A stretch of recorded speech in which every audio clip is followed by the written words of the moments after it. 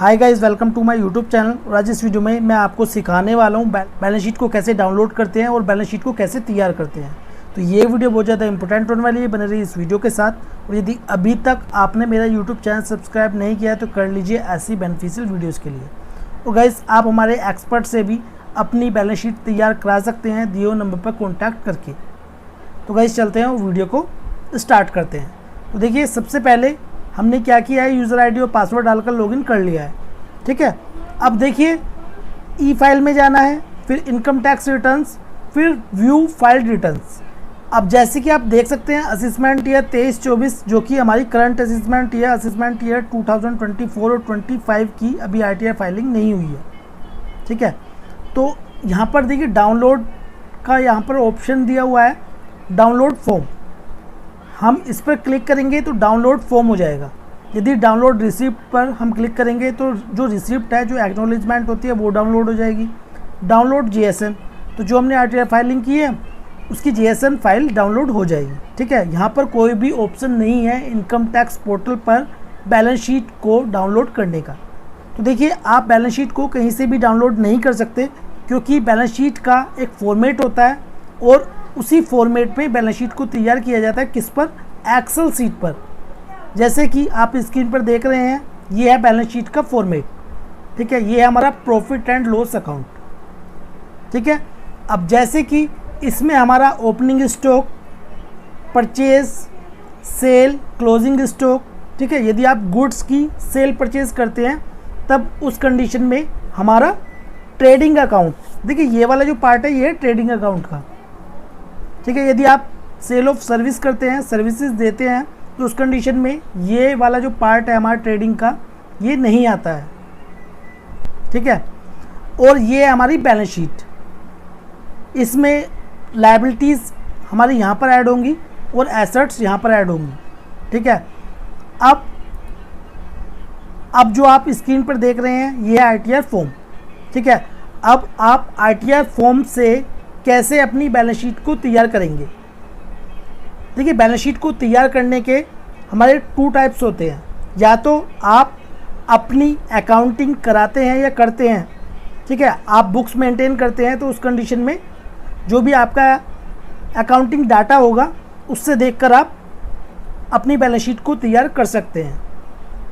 Otherwise यदि आप अपनी आरटीआर फाइलिंग करते हैं 44 ADA में, ठीक है, या नॉन बुक्स अकाउंट में, तो उस कंडीशन में आप कैसे अपनी बैलेंस शीट को तैयार करेंगे। ठीक है, तो हमारे पास असेसमेंट ईयर 2024 एंड 25 का आरटीआर फॉर्म है ये वाला। अब इसको देखकर हमें बैलेंस शीट को तैयार करना है, तो कैसे करेंगे। और आप जो ये स्क्रीन पर देख रहे हैं ये फॉर्मेट फुल्ली ऑटोमेटिक है।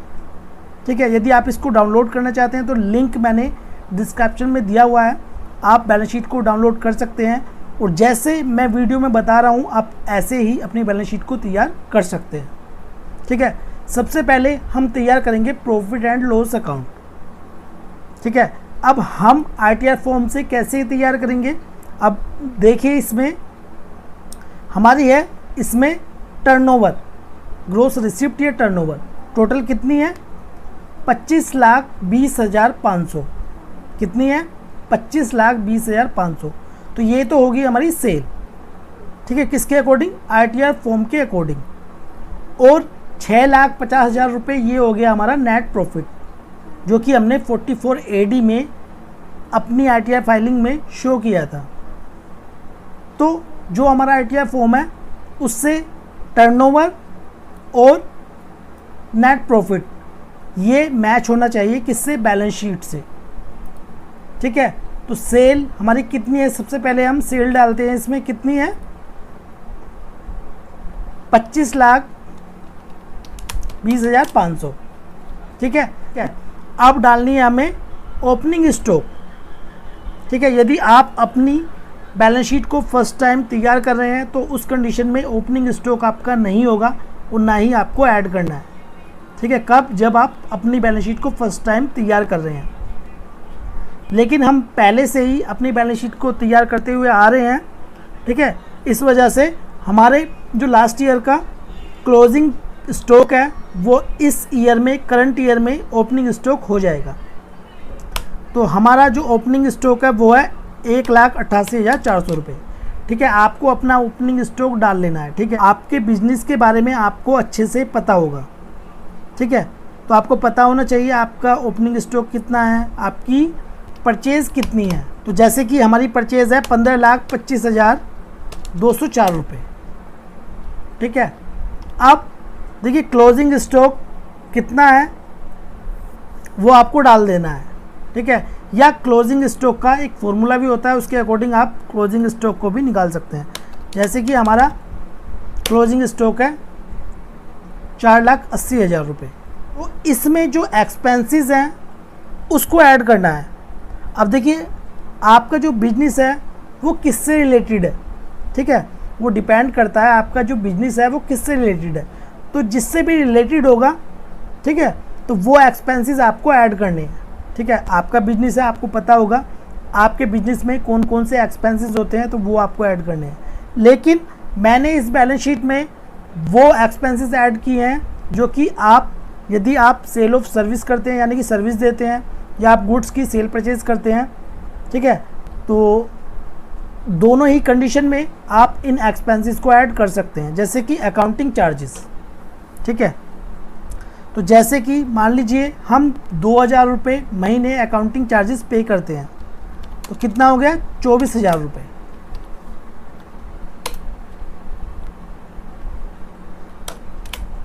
अब उसके बाद सैलरी एंड वेजेस, आप अपने एम्प्लॉय को या वर्कर को कितनी सैलरी या वेजेस देते हैं वो आपको ऐड कर देनी है। ठीक है, हम देते हैं 4,50,000 रुपये टोटल।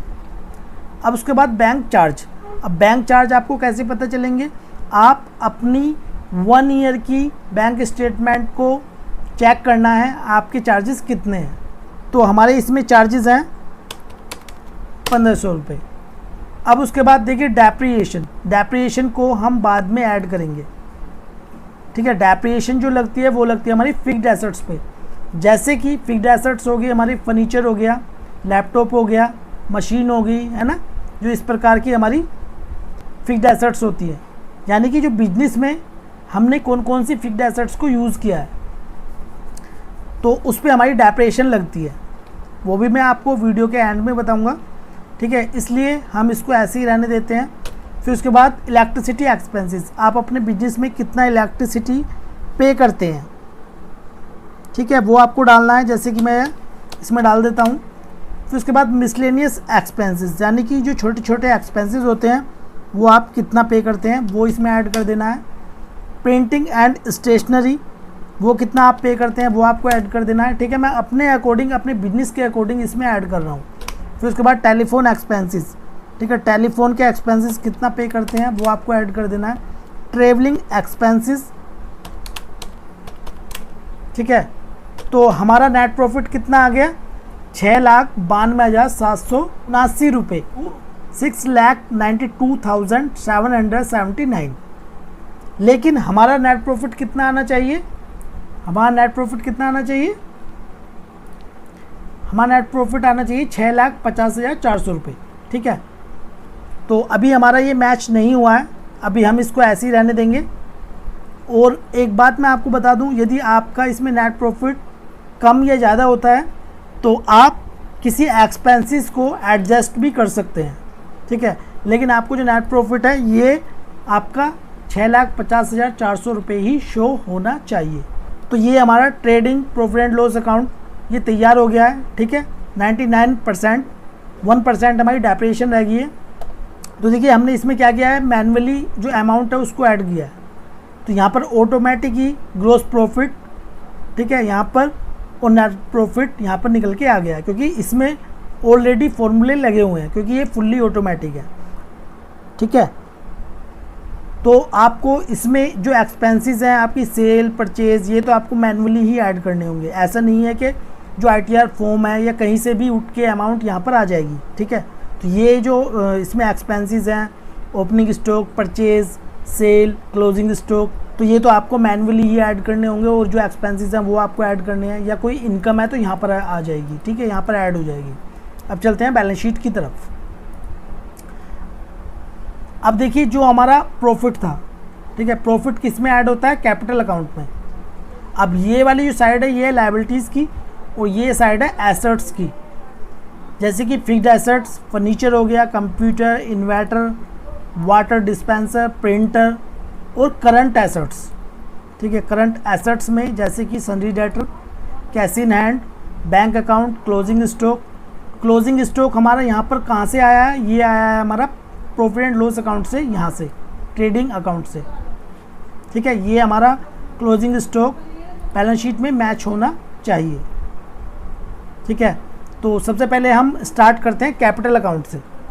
तो जो हमारा इसमें प्रॉफिट होता है trading and profit and loss account में, ठीक है, तो वो जाता है हमारा कैपिटल अकाउंट में। तो देखिए ओपनिंग बैलेंस, यदि आपकी लास्ट ईयर बैलेंस शीट है आपके पास तो आप उसका क्लोजिंग बैलेंस यहाँ पर क्या हो जाएगा, ओपनिंग बैलेंस, तो आप इसमें ऐड कर सकते हैं।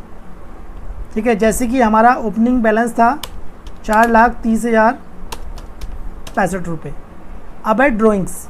ठीक है, आपने पर्सनल यूज़ के लिए कितना पैसा यूज़ किया है, तो मैं इसमें डाल देता हूँ, आपको अपने अकॉर्डिंग इसमें डाल देना है। ठीक है, अब उसके बाद लोन एंड लायबिलिटी। तो यदि आपने बैंक से लोन लिया हुआ है तो वो हमारा सिक्योर्ड लोन होगा, और यदि आपने इंडिविजुअली लोन लिया हुआ है तो वो हमारा अनसिक्योर्ड लोन होगा। तो आपको इसमें ऐड कर देना है जो भी आपने लोन लिया हुआ है। अब हमारी कंडीशन में हमने लोन लिया है त्रिलोक सिंह नेगी। ठीक है, इंडिविजुअली लिया है, अनसिक्योर्ड लोन है, कितना 50,000 रुपये। आपका जितना होगा बैंक से लिया है तो बैंक का यहाँ पर ऐड कर देना है। अब उसके बाद सन्ड्री क्रेडिटर। ठीक है, तो यदि आपके केस में सन्ड्री क्रेडिटर है तो आपको इसमें ऐड कर देना है।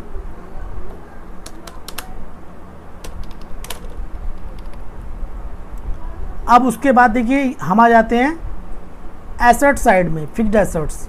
अब जैसे कि फर्नीचर है, फर्नीचर कितने अमाउंट का है वो आपको ऐड कर देना है, या मान लीजिए कोई और फिक्स्ड एसेट्स है, मतलब जितनी भी फिक्स्ड एसेट्स होंगे आपके बिजनेस में वो आपको यहाँ पर शो करनी है। तो आप समझ ही गए होंगे कि फिक्स्ड एसेट्स हमारी कौन सी होती है, जैसे furniture, computer, inverter, water dispenser, printer. ठीक है, तो इस टाइप की जो बिजनेस में हम यूज़ करते हैं। अब फर्नीचर की जो अमाउंट है वो है 39,285। ठीक है, अब देखिए जो हमारी फिक्स्ड एसेट्स है इस पर हमारी डेप्रिसिएशन लगती है। अब आपको डेप्रिसिएशन के रेट आपको पता होना चाहिए कि हमारी जो फिक्स्ड एसेट्स है उस पर कितने % डेप्रिसिएशन चार्ज होती है। जैसे कि फर्नीचर है, फर्नीचर पर हमारी कितने % होती है, ये होती है 10%। जैसे कि यहाँ पर लिखा हुआ है डेप्रिसिएशन एट द रेट 10%। तो हम 39,285 का यहाँ पर 10% निकाल लेंगे। ठीक है, लेकिन ये आएगा हमारा किस में, ये आएगा हमारा माइनस में। ठीक है, प्लस में नहीं, क्योंकि जो फर्नीचर की अमाउंट होगी इसमें से लेस हो जाएगी। अब ऐसे ही कंप्यूटर हैं हमारे 65,000 रुपये के, और कंप्यूटर पर हमारी डेप्रिसिएशन लगती है 40%, यानी कि 65,000 का 40% लेस हो जाएगा 65,000 में से। ठीक है, जैसे ही हमने यहाँ पर 65,000 को ऐड किया है तो ऑटोमेटिकली डेप्रिसिएशन यहाँ पर आ चुकी है। ठीक है, अब उसके बाद इन्वर्टर। अब इन्वर्टर की अमाउंट है हमारी 15,000 रुपये की। ठीक है, डेप्रिसिएशन होती है इन्वर्टर पर 15%, यहाँ पर आ चुकी है। फिर वाटर डिस्पेंसर 20,000 रुपये, डेप्रिसिएशन लगती है कितनी, 15%, तो यहाँ पर इसकी अमाउंट आ चुकी है। क्लोजिंग बैलेंस यानी कि फिक्स्ड एसेट्स का क्लोजिंग बैलेंस आ चुका है। फिर उसके बाद प्रिंटर है हमारा 18,000 रुपये।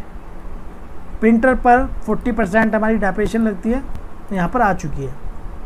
ठीक है, फिर उसके बाद सन्ड्री डेटर, कितने आपके सन्ड्री डेटर है। सन्ड्री डेटर से मतलब आपने जिनको माल बेचा है, ठीक है, आपको कितना पैसा लेना है, तो हमने ऐड कर दिया है। अब कैश इन हैंड, आपके पास कैश इन हैंड कितना है, ठीक है, तो वो आपको ऐड करना है। फिर उसके बाद बैंक अकाउंट से मतलब यानी कि हम जो बैलेंस शीट तैयार कर रहे हैं वो कर रहे हैं 31 मार्च 2024। तो आपका जो बैंक का बैलेंस है, चाहे आपके एक बैंक हो, दो बैंक हो, या कितने भी क्यों ना हो, 31 मार्च 2024 का बैंक का बैलेंस कितना था वो आपको ऐड करना है। जैसे कि हमारा है 41,481 रुपये। क्लोजिंग बैलेंस हमारा आ गया ट्रेडिंग अकाउंट से। अब उसके बाद लोन ऐड एडवांसेस, आपने कितना किसी को लोन या एडवांसेस दिया है वो आपको ऐड करना है। जैसे कि हमारा है 1,05,000 रुपये, जो हमारी डेप्रिसिएशन है ये वाली, यहाँ पर डेप्रिसिएशन ऐड करनी है। कैसे करेंगे?